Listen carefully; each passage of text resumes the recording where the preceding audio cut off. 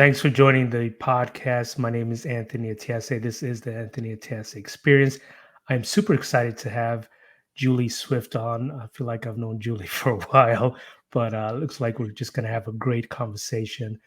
Julie Swift has been described as more cowboy than corporate and is known to bring a down to earth willingness to see and speak the truth to everything that she does.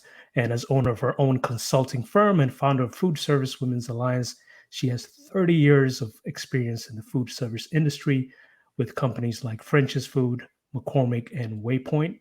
Her leadership spans across sales, marketing, DEIB, and senior and executive leadership roles, as well as serving 2 years as the inaugural DEI and board with Advantage Solutions. So, welcome, Julie. Thank you. Thank you so much for having me. And I feel the same way, Anthony. I feel like we've known each other forever. that's always a good way to start a conversation.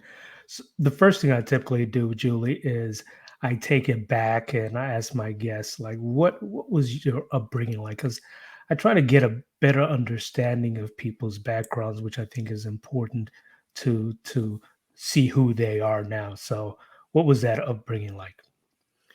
Yeah, I think back on it. I grew up in a little town on the west side of Fort Worth. I think population was under 10,000 people. And it was probably somewhere between the Sandlot and Friday Night Lights, if you're familiar with, with those TV shows and movies. Right. Yes. That was pretty representative. It was before electronics took over and all of those things, but a pretty great childhood. I'm one of three girls, and I'm the youngest. So by the time Dad got to me, I became my father's only son. He decided I was going to love boxing and wrestling and football and baseball and just be the biggest sports fan ever. And he definitely accomplished that goal. Oh, wow. That is great.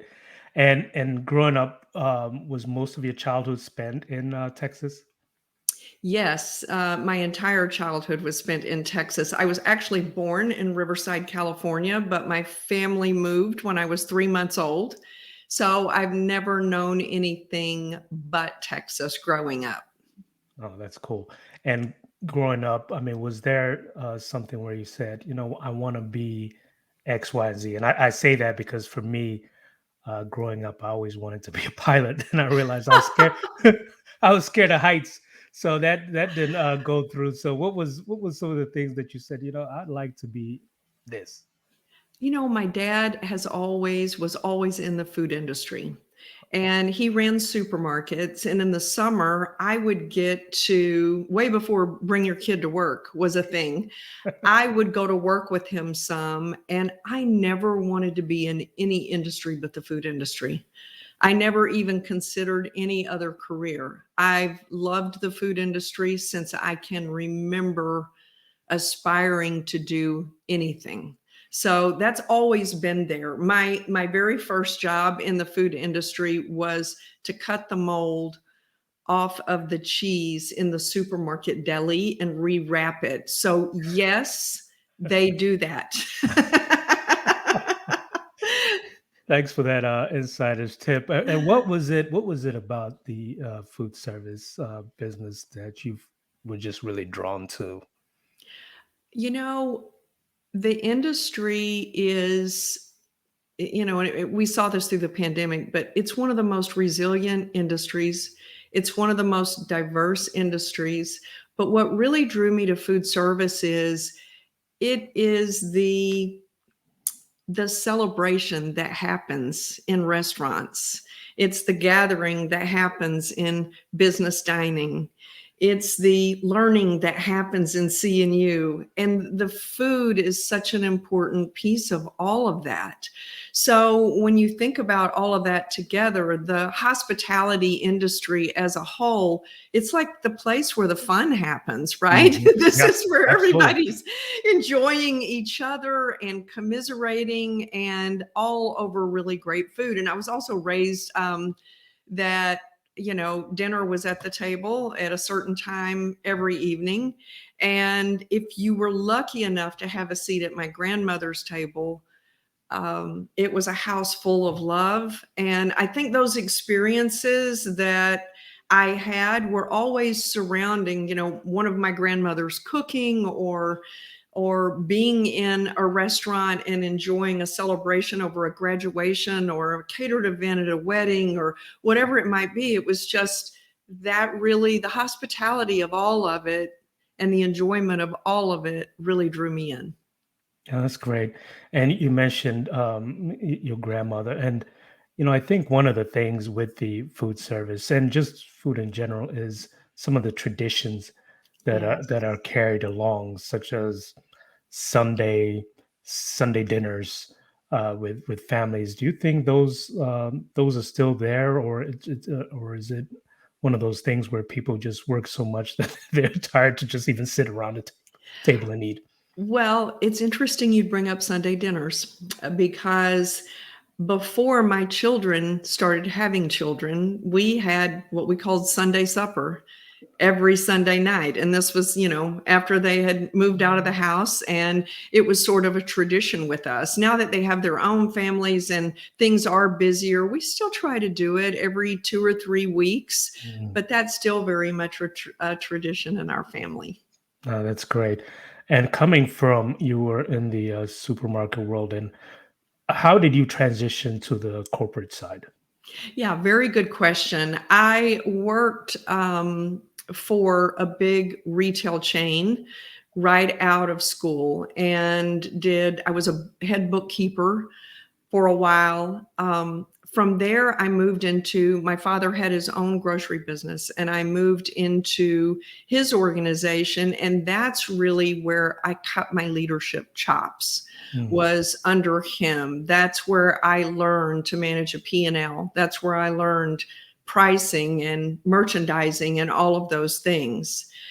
As I became more interested in the club store business, I saw a posting for a job for a segment specialist with the French's Food Company, which back then I think was Reckitt and Coleman. They've changed names so many times, but Right. it was a position as a segment specialist over clubs. So it was sort of that what you would call omnichannel now, but Right. kind of that blend of retail and food service. And once I got in there and started doing the marketing, by the way, 9 interviews to get that job. I ran out Wow. of clothes after 2 or 3 interviews, but I can honestly say that from the minute that I hit the food service world, I knew it was exactly where I wanted to be. So I got the opportunity to work in marketing and understand and grow myself in that area as a food service marketer. I ended up leading the food service marketing team, and then I hopped over to my first love, which is sales. Mhm. And I was able to move into leadership and, initially call on distributors and big distributor groups. And every aspect of the business had its own allure, where the more you can see of it, the more you realize, gosh, I love this. I often Mm. say this food service industry I love because it truly is a passion-filled industry with so many creative people, chefs and leaders, marketers, sellers, manufacturers, distributors, industry organizations. It's just full to the brink of people who really do truly love the industry. That's great. And as you came into the corporate space, was there anything that was like eye opening to you that was like, oh, this is different, or maybe a huge learning curve coming from the background that you were in? Yes, the learning curve was very big moving from retail to food service. I was lucky enough to be surrounded by some people who were very willing to share their knowledge with me. Mm. But I learned very quickly that in order to truly grasp it all, I had to become a student of the industry. And I subjected myself to a few things to really try to help and expedite that process. And one of those things was to just get out and talk to operators. and to really understand their plight, what all they're managing, what they're doing, how they're doing it, how you can have your plan and you walk in the door and that plan completely changes. I also had at my disposal a couple of really good analysts who taught me how to find the answers in the industry, because as you know, Anthony, there is not a ton of data out there like there is in retail. In retail, I was used to looking at IRI data or Nielsen data, where you can see that Mrs. Jones passed through the cash register at 5:15 with, a pair of pantyhose and a bag of apples. Right. You literally can see it all and know what size your category is and know what size your marketplace is and your share and all of those things. And some of that information is available in food service, but what it meant is that you had to sort of rely on your intuition and your gut to really, you can find some things that would point you in the right direction. And the more of that I started to see, the more I'm like, this is more of an art and retail is more of a science. So it really required you to engage like common sense, but also, gosh, I just feel like, based on this information I have, this is the right direction to go. So I kind of got pretty good at that. That's great. That's great. I like what you said about the difference between retail and food service. It's true. It's getting And better, but it is true. no, absolutely, I agree with you. And with you coming in there, mentorship. Did you seek out mentors, or like I'm sure you had some mentors come into that field? My best mentor was my life mentor, which was my dad. Mm. And the significance of what he taught me, I probably didn't realize or grasp until he was no longer here. And I believe that those principles that he taught me resonated so deeply with me that as I looked for people who could sort of show me the way or guide me, that was really what I continued to fall back on. I would find myself taking some information and some guidance from people, but then it was always like tempered back to what he demonstrated for me. So I also have to say that, look, I really didn't have female mentors. I really didn't have anybody around that looked like me. In most scenarios in leadership, I was an only. So it required me to develop a set of skills that would help my voice to be heard, knowing that I was looking at things differently, but finding ways to get that state of mind and that opinion that I had somehow folded into the decision making of what was going to happen next. And, to be perfectly honest, sometimes I had to be, very deliberate about that and very intentional about that in order to really make that work. That's something I definitely want to know more about. I want to go back to what you mentioned about your dad. What was some of those principles that he had, instilled in you, that you carry today? Right. I watched my dad demonstrate some of these things, but he would also talk to me about some of these things. But it was never in a situation where he would sit me down and say, "Boy, I have some wisdom for you. Just, just listen up, Julie. I've got some wisdom." It was never that.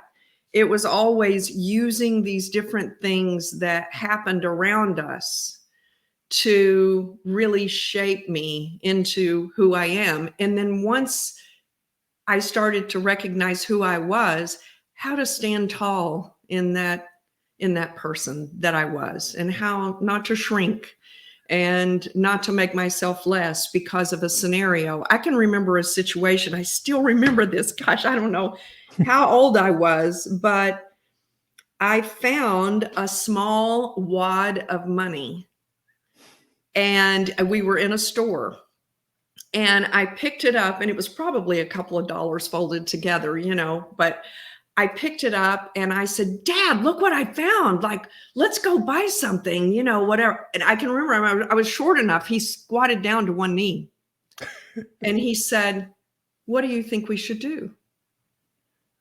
I said, well, I know what I want to do, and I could see by now, it's like he got eye to eye with me. This means like I'm supposed to be getting something here. Right. So he said to me, I said, well, Dad, no one will know if I spend it. He said, you'll know. Wow. I was like, oh, so, it was kind of like those little nuggets that just really shaped the individual that I am. Integrity was everything to him, because if you had that and your health, you had everything. I like that. I like that. You will know. That really stands out. Being in the corporate world and looking around, Julie, and just saying, wait a minute, there's not a lot of people that look like me. Right.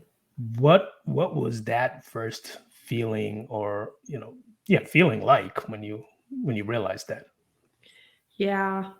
This is probably where I made one of my biggest mistakes. Hmm. Is I felt like in order to fit in, I had to start to look like everybody else, emulate what men were doing in order to get ahead. And it didn't take me long to figure out that I was no more respected for sort of putting that on than I was if I just fully brought my whole self to the game. And there was an instance where all of the other leaders at my level were invited to an event, and they were all male, and I was not invited to the event. And it was like, wow. So I'm really not getting anywhere by trying to be one of them. And again, my dad's words just ringing in my head and like thinking like, you knew better than this. You knew better than this. So rather than just waking up one day and just, fully giving them the full Julie front and center, I had a conversation with the leader of the business. And I told him how disappointed I was that an event happened and that because I'm a female, I wasn't included in the event. And I gave him the opportunity to apologize, and he did. And it was a healing moment for me. But it also sort of set the standard that I won't tolerate that. So as much as I feel like that day I drew a line in the sand, I also threw a rope out for anybody that wanted to crawl up that rope to meet me where I was. And I was lucky to have leaders who were willing to do that and willing to extend and recognize you are different. We recognize you're different. We don't want you to be the same as us. And I kind of became this person who I got all the weird stuff and the business development stuff that nobody else wanted to touch. And while everybody else was running away from it, I was running toward it. Because I felt like it was my opportunity to grab a hold of something nobody else really knew how to do and to do it my way. And that was very alluring to me. I enjoyed that very much. It's probably why I'm doing what I'm doing now in my own consulting business. That's great. You did something that I think is amazing. When you spoke to the leader, of course, you showed boldness, but when you threw the rope out, you showed empathy. How hard or easy is it to carry those two spaces of boldness and empathy at the same time? Because empathy can be a little hard for people to grasp. Truly, it was a scary moment It was totally a scary moment. And I have to admit, I was a little bit afraid of this leader. The way he led, the way he sort of managed out of fear. And I don't think it was intentional. I don't want to believe it was intentional, maybe.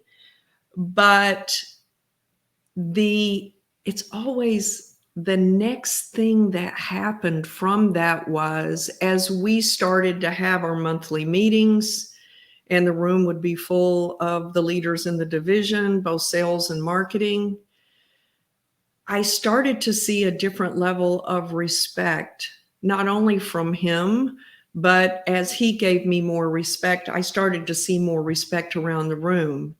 So I have to call him a champion for me. I have to call him an advocate for me. About 6 months down the road after this, I'll call it a confrontation because it was. But about 6 months later down the road, we came out of one of those meetings. He said, "Hey, can I talk to you for a minute?" I said, "Sure." So we went into his office and shut the door, and he said, "You know, I feel like people in the room are timid about speaking up." He said, "Can you help me understand why that's happening?" And I said, "Well, are you sure you want to know?" And he said, "I absolutely want to know." Oh. I said, "The people in that room spend a week before the meeting second guessing what you're going to ask, what you're going to present. They don't want to get caught short on having the answers that you're looking for. So, frankly, sir, they are serving the master instead of serving the business. You can't serve both."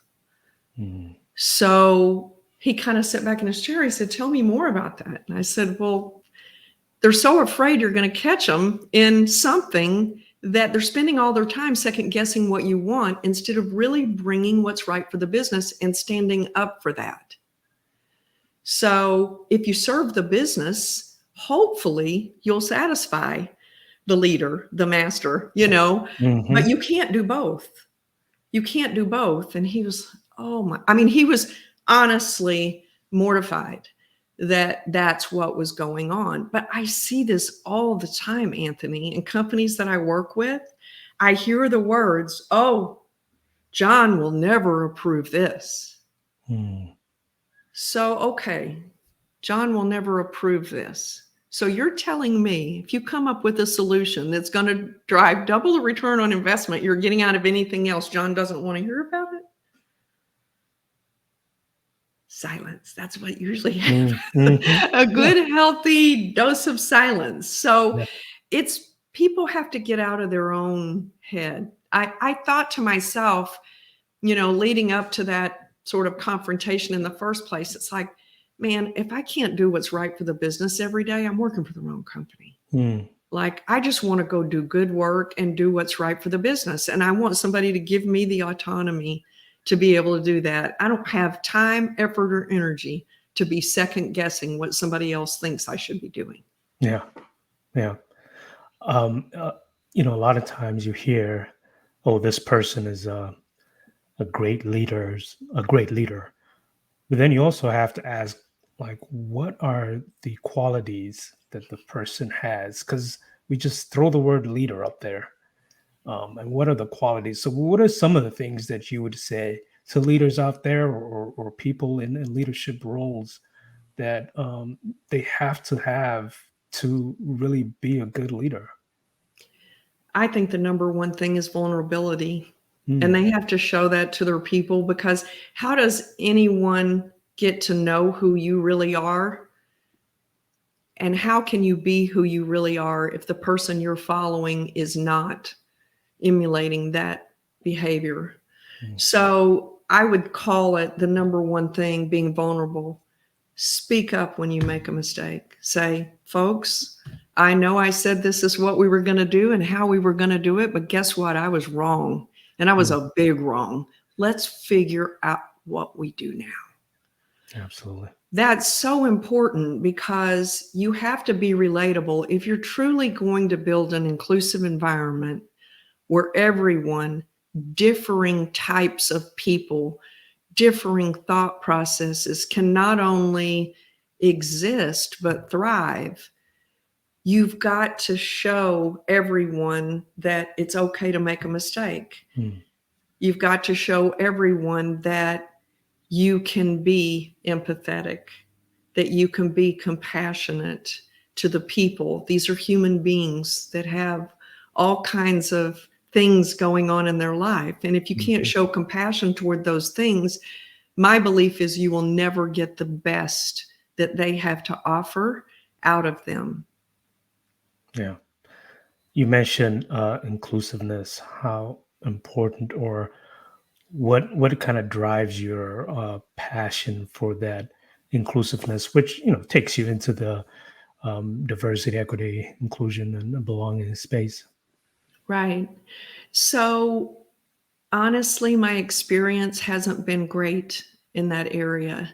Mm, I've felt outside the circle throughout my career more than I have felt inside the circle. mm, And it's not probably, it is one of the core reasons I started Food Service Women's Alliance, because I'm over here working as hard as I can to make myself into a successful person. And I see women running at 100 miles an hour trying to balance it all, both at home and at work, while they're trying to develop themselves as leaders. But honestly, it doesn't matter how much work we do on ourselves, how much we polish ourselves, how much we make ourselves better, how much more we learn. If you plop us down in an organization that is not inclusive, it is very much like saying, hey, Julie, here's your seat at the table, mm. but we're not going to support any of that with inclusive behavior. So honestly, a seat at the table is just a chair. It's just a chair if you don't have that inclusive behavior and those inclusive practices.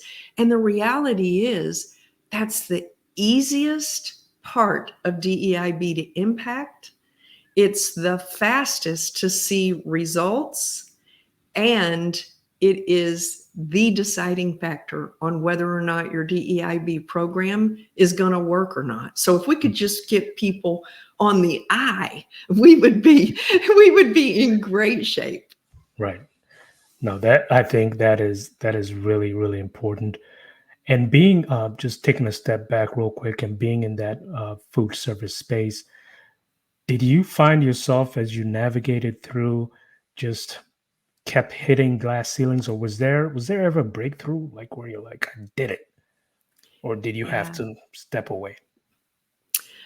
Um, it's a great question. And my pause is really around thinking about when I set goals for myself Mm, and I accomplished those goals, I really held on to that. As I started to move up that ladder and as it got lonelier, the higher up that ladder I went, the breaking of the glass ceiling for me means not just a title, not just a chair, but a true seat at the table. So I would have to say no. oh I wow. never really fully accomplished that in all the roles that I held, because in order to really get there, you've got to have that inclusiveness there to support you in all things. Mm. I can imagine just how many women across really the country, the world, go through that. And when you mentioned setting goals, and when you stepped away and started your consulting firm, and you look back, were you disappointed in yourself that you maybe did not make that breakthrough that you feel you didn't make, or like how did you feel? Like that's something you probably wanted to accomplish. It I believe that in the last period of time that before I started my consulting business, I had already mourned the loss of Mm, what I thought it would be. I felt in these leadership positions, and I'm sure you can relate to this, that I can't let all these other women down. Like, right. I can't not succeed at this. I have to use this to bring other women along in this space. I'm not looking to shatter the glass ceiling. I'm looking to completely remove every shard of glass that makes up any kind of ceiling for women, gender marginalized or otherwise marginalized people in our industry. It's just nonsense. There's no Mhm. use in it at all. And all of the facts support how much more profitable, productive, Mhm. faster growing companies are that truly embrace this. And there is no DEIB light. There's just no such thing. It's not like a diet soda, Coke Zero, where you can get a calorie-free version. You've Right. got to put in the work. And that Yeah. noise is me hitting my fist. I love it. I love the energy. Um, so at what point, Julie, did you say, okay, I am going to start my own consulting agency? And Mhm. what did that feel like? That had to be a bit scary stepping out on your own. It was a bit scary, and it's almost like out of the dark, you find this one little pin light, ray of light that starts to light your path, and before you know it, it's getting bigger and bigger and bigger. That transition was a rocky one, and I'll just say that my values intact in standing for what I believe was a critical point in that. So as I stepped away and I knew that there were two things I really wanted to do, and one of them was to never work for corporate America again. Mhm. So Okay. that meant starting my own gig. And the second one was to do something about the state of our industry relative to DEIB. So I want to say I'm not a DEIB consultant. I'm Mhm. a DEIB accelerator, and I intend to use my journey and my path to help make an easier path and a brighter journey for marginalized people in our industry as a whole, but specifically gender marginalized people.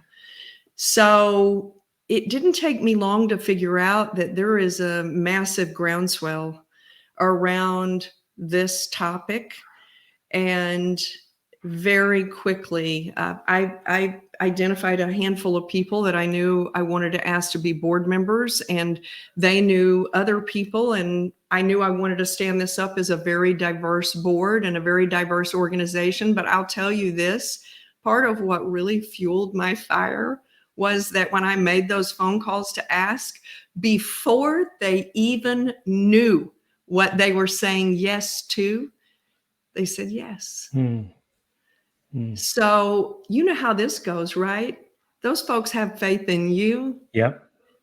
and you got to bring the A game. Yeah. This board is some of the most amazing women I have ever met in my entire career. Yeah. We are all very different. We come from different backgrounds. We come from different experiences. But our common thread is what we've experienced in this industry as women.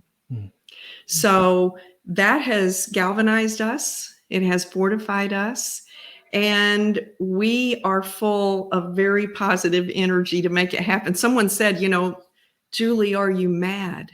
And I said, no, I'm the farthest thing from mad. I don't have any time to spend being mad. I have mm, to channel every bit of energy that I have on the good work that needs to get done to help move women into a place where they can enter inclusive companies and be accepted for their diversity and to be treated with equity. So when you think about that, and you think about also, I want to extend that rope and extend that olive branch to companies to give them a safe place to advance in this space. So we're a no-fee organization. We do not take sponsorships. So we're not obligated to any companies for anything. But what we want to do, it sort of takes the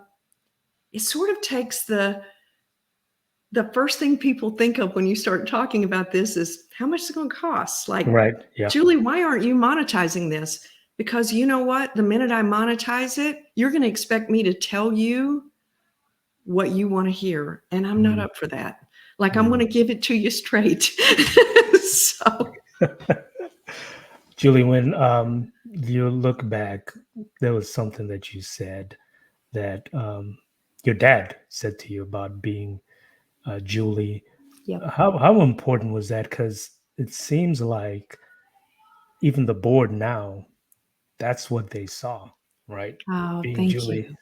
you. Tell us about what that meant to you, being Julie. So my dad and I talked a lot about, I was a tomboy until I was about 14. And I can remember actually the moment I realized, like, okay, I'm a girl for sure. My dad had gotten tickets for a Dallas Cowboys game. And I grew up very modest upbringing.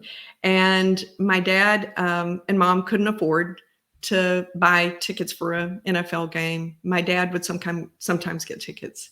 So we were sitting at a Dallas Cowboys game, and this is like a blast from the past. Golden Richards walked out onto the field with this blonde hair hanging out of the back of his helmet. And I'm like, what?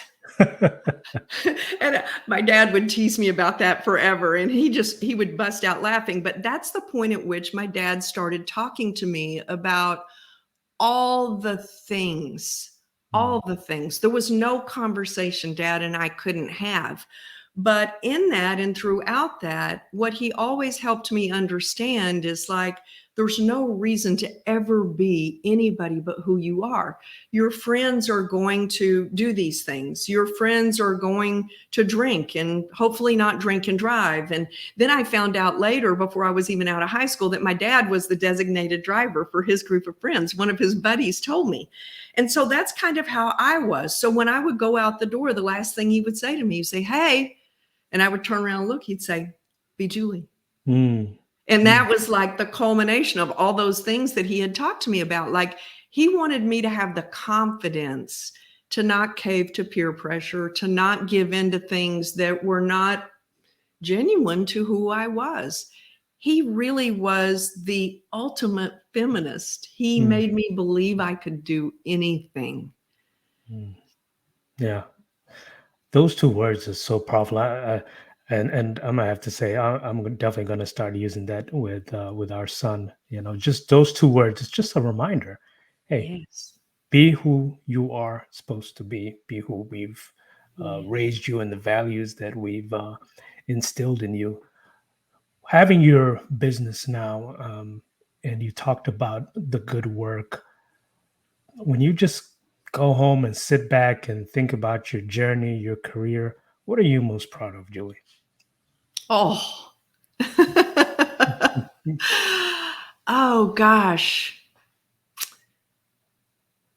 I can say that when you manage people, you may not realize the impact you're having on their lives at the time you're leading.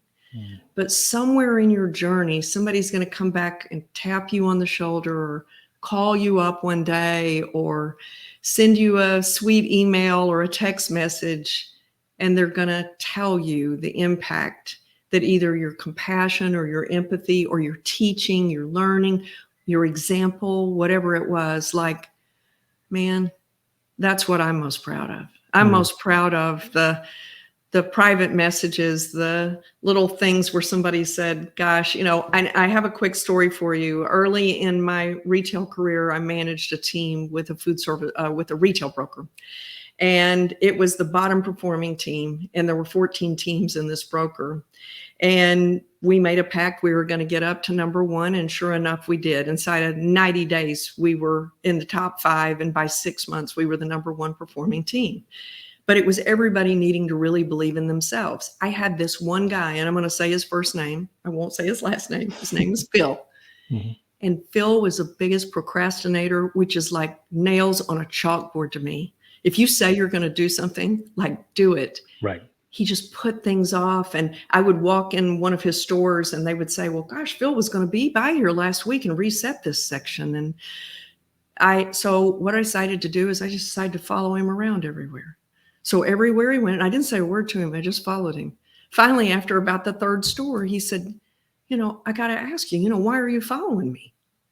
And I said, well, because you've made commitments to these people and I'm finding out that I have to follow you to make sure that you will do what you say you're going to do.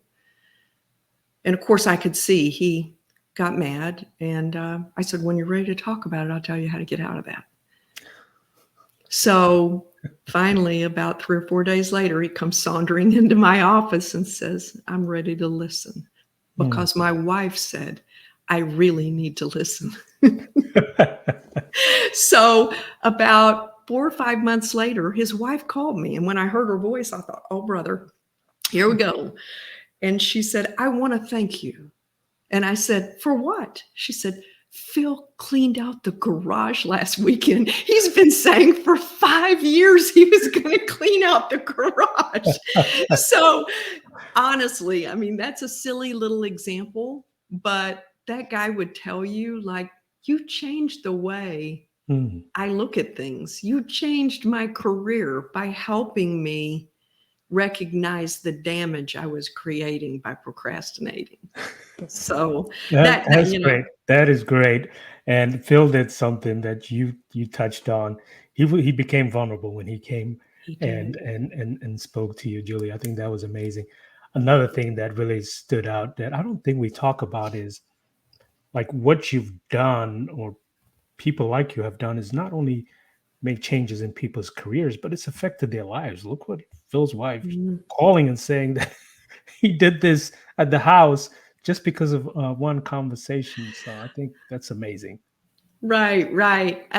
That was, one of the things my dad taught me too. He said, Julie, here's the thing about leadership. It's the greatest responsibility of all because you can't lead somebody and not impact their lives. If you're a lousy leader, guess what? They're going home in a bad mood.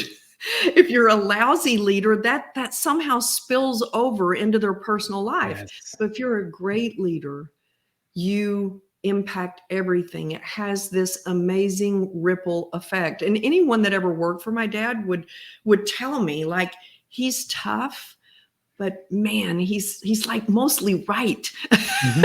So your dad had so many gems, and of course he's passed them along to you, and you're obviously passing it all along to pretty much everyone you come in touch with.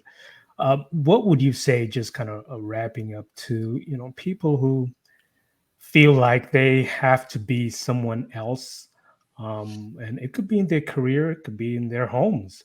Right. What would you say to them? Because I think that just a number of people were walking around with that mask on. Right. For sure they are. Well, first I would say, I'm so very sorry that the conditions in your environment are causing you to feel like you need to be somebody other than who you truly and genuinely are. And then I would probably talk about what might that look like and what are your biggest fears in just being that person. And almost always the fears are so much bigger than what reality truly is. But we have to remember it's very, very real to them. So when you do find yourself able to step into that genuine place, you have become limitless. You're not having to spend your energy posturing or pretending something. I used to tell my son this about his homework. He spent more time trying to hide it from me that he didn't have it done than Right. if he just did it. Yeah. Like this just takes too much energy. So I would say that you're selling yourself short. Mm. Don't ever sell yourself short. Like, you are wonderfully and beautifully made, and it might take a little time for you to feel your way back to that space, but once you're back there, you're in a spot to just be able to have boundless growth. And once you start down that road, I will say this, those first few steps down the road are the hardest. Mm. Once you really start down that road, you start to see it. Like, the world responds. You and I said, gosh, I feel like I've known you forever. Guess what? I've got a theory behind that. Mm. You came to me as your full, authentic self. It is very easy for me to see who you are, for me to appreciate who you are, and to immediately relate to that. And the genuineness of your platform and using your platform to hear and broadcast others' stories and help for other people. Like, you recognize and are intentional about the fact that your responsibility lies beyond yourself. Yeah. And so I think that's why, like, the first time we spoke, we're just like, well, hey, here it is. This is what I am. And here he is. And this Right. is who he is. And it's Yeah. just, it speeds up the whole process Yeah. because of really being authentic in yourself. Well, I really appreciate those kind words, and Of course. you're so right. Your responsibility lies beyond, who you are authentically, and Mhm. just keeping it simple by just helping others. That's it. Absolutely. That's it. Absolutely. I feel like I could just keep talking to you, Julie. Well, let's do it again. Absolutely. No, really, really, really enjoyed this. Um, thank you. Thank you for the information that you provided. Thank you for your vulnerability and just Absolutely. being authentic. Thanks to a great person that your dad instilled these amazing values and principles in. That you're someone that's changing the world, person by person. So I really, really appreciate that. Thank you so much. And I just want to say, Anthony, I know you've taken on this responsibility to the greater good, and I want you to know I'm in it with you. So Thank you. publicly, I'm saying, how can I help you in that space? Because you have absolutely won me over, and I'm Team Anthony.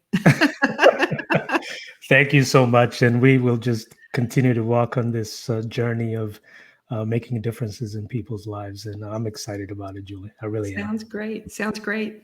Thank you. And we'll definitely connect soon. All right. Thank you very much. Take care. Thank you. You bet. Bye.